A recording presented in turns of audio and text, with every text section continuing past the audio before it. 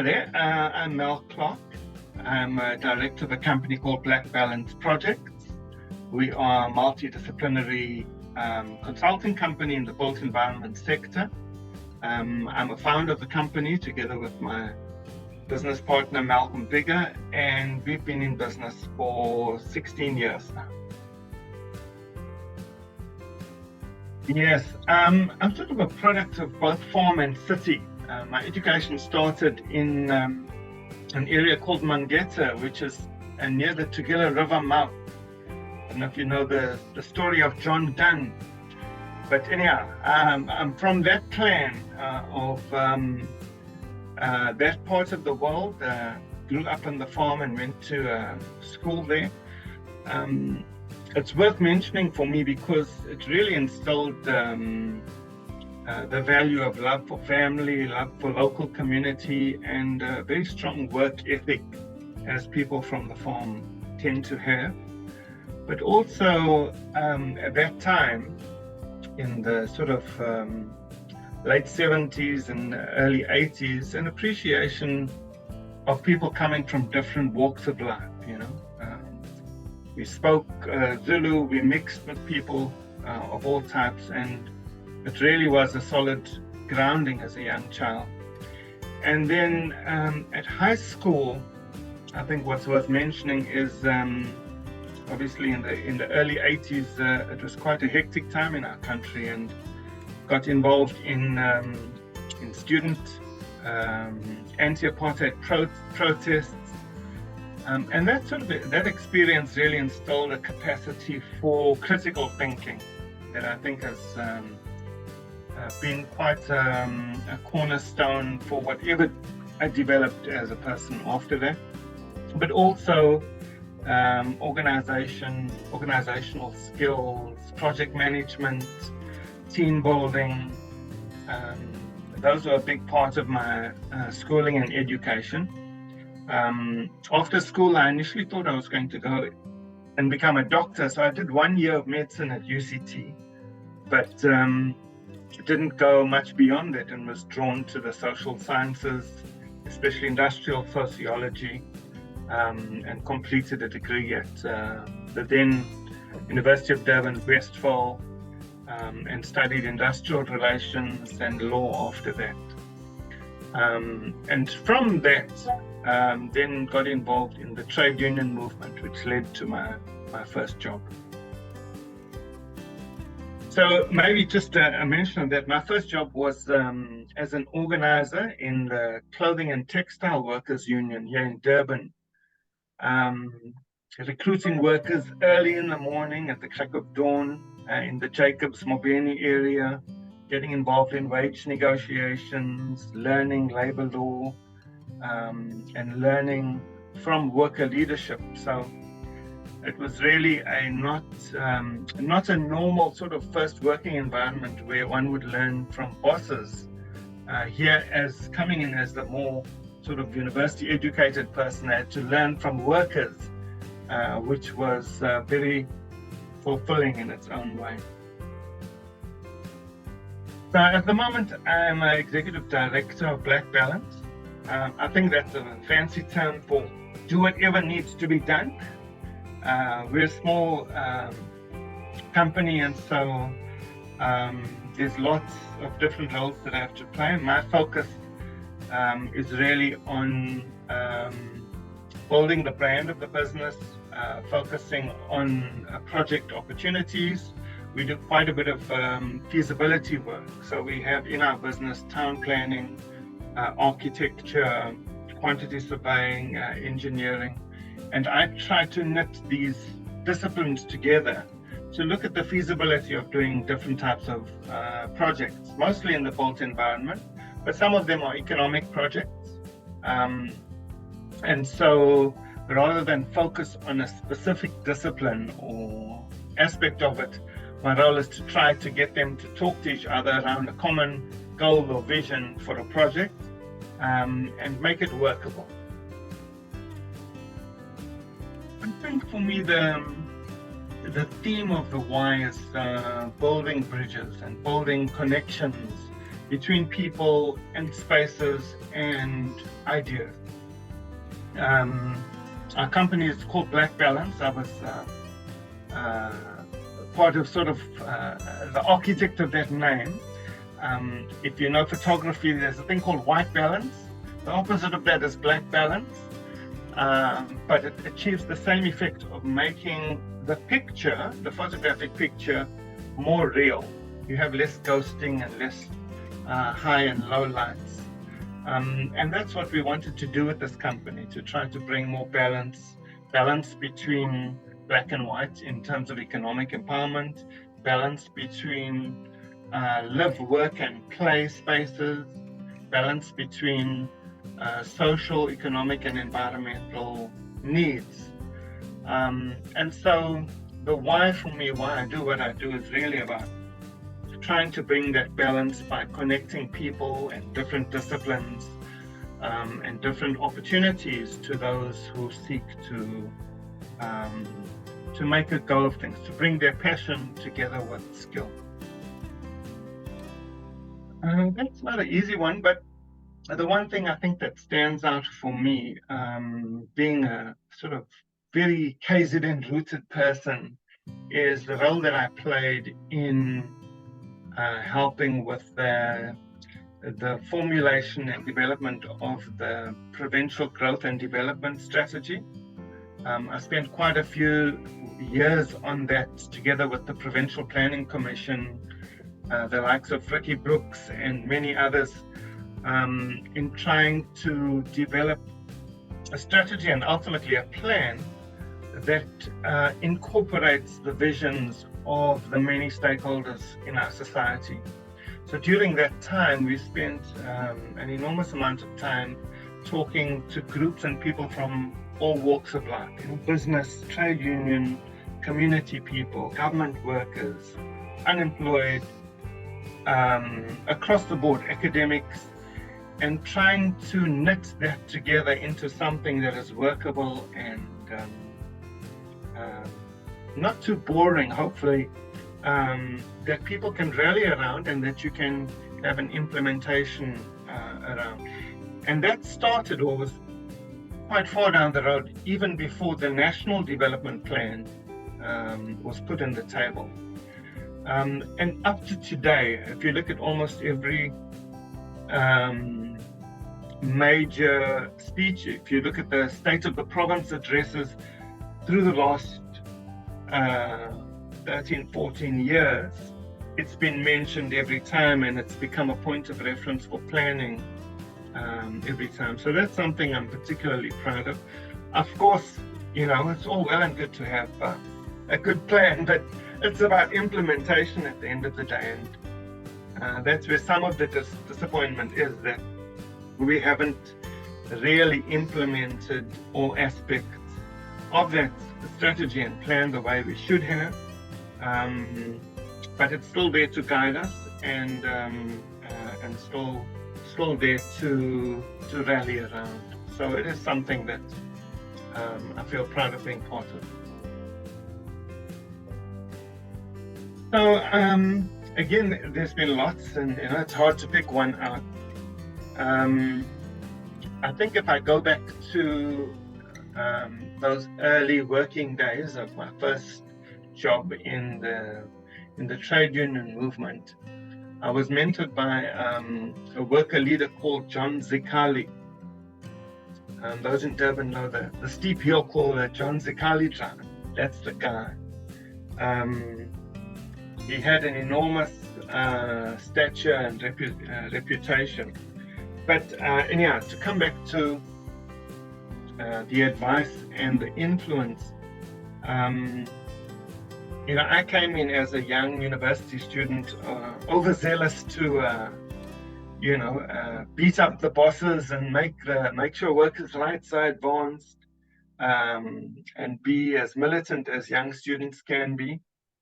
And in his wisdom, he taught me, both with direct words and with actions, in the way that he led the union, that you've got to develop the capacity and the capability and even skill to be able to see things from the other person's perspective. Where I would be hell-bent that the only way to teach these employers a lesson is to go on strike. He would take his time to sit me down and explain the history of some of the struggles that he's been through and why it's important to be able to understand even the employer's point of view, and why going for direct conflict is not always the best and wisest route. And he kept on with that for a few years, testing my capability to, even in heated moments, step into the other person's shoes. And if you were in their shoes, what would you take into consideration? How would you see things? How would you respond to an unfair or aggressive approach or position? So he was an amazing person for me, not just a worker leader. He was in his own right a pastor, a sports fan, a community activist, a father, and he just found a way to balance all these beautiful aspects of a person with this overriding ability to look beyond his immediate vision and point of view. So I think that's something that has influenced me strongly. In terms of my career, from the trade union movement, I went into government full-time and had to, be able to appreciate the perspective of people who worked in government. After that, going into the private sector, I was able to adapt and understand that perspective and people who worked in that sphere. So I think it's allowed me to grow as a person, but also to be able to engage with people in a more empathic and honest way. The challenge of personally coping with failure, when your business hits the skids. We certainly did that. In fact, just before the COVID period, but it got worse, over the COVID impact period, where there's such a strong tendency or temptation to blame yourself, to make it personal. And feel like that failure is because of you, or that you are a personal failure. That temptation is there. And with that then goes the risk of you giving up on the business. So even though there are people around you who depend on their jobs and what have you, that temptation to be paralyzed by that sense of failure and to allow the business to fall is there.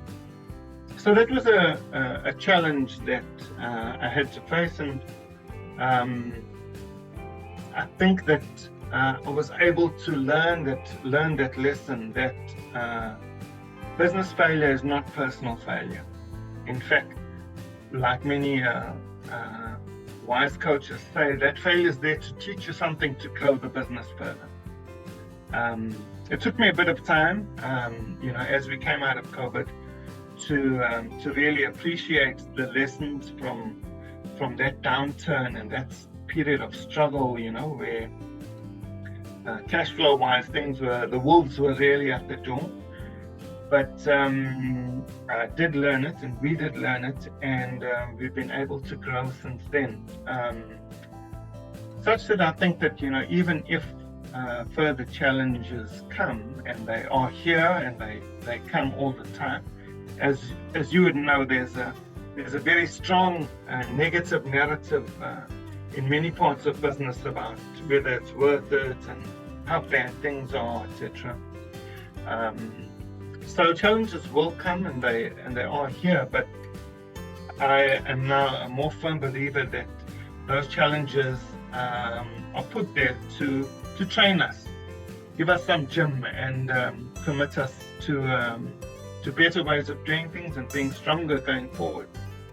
In any case, we have to teach our kids this type of resilience as well. If we run away from our problems or collapse in a sense of personal failure, what are we teaching our kids when they face tough situations, as they will, no matter where in the world they go? So I'm glad for that challenge and experience, and believe that it strengthened me. Now, I'm a bit of a believer in psychology, and so I tend to dig a bit deep into where there is conflict, what are the underlying reasons for it. And generally, it means spending some time and energy in talking to people about what really bugs them, beyond the words that they put on the surface or the specific issue that people might be in conflict about. Whenever conflict becomes sharp and people become more emotional about that conflict in the team or in the workplace, you can be reasonably sure that there are other dynamics below that. And people need to be given a space to air that in a safe way, and to have somebody facilitate engaging with their teammates around what it is that is unsettling them or causing them problems. Sometimes it's a smaller thing, but often it's even experiences that people are having outside of the workplace, trauma or stress at home that then gets acted out in the workplace. So my tendency is to go that route of talking to people about what is really going on beyond this issue, and give them and whoever they're conflicting with the space to have empathy and understand the other person's point of view or what the other person's going through. And generally, that not only resolves the tension but strengthens the team, where you have somebody who is able to understand you more deeply and have empathy for a struggle that you're going on that they can't or feel a bit shy to bring out in the workplace. It strengthens the team enormously. So that's generally how I try to deal with conflicts. And in terms of motivation, really, it's so important that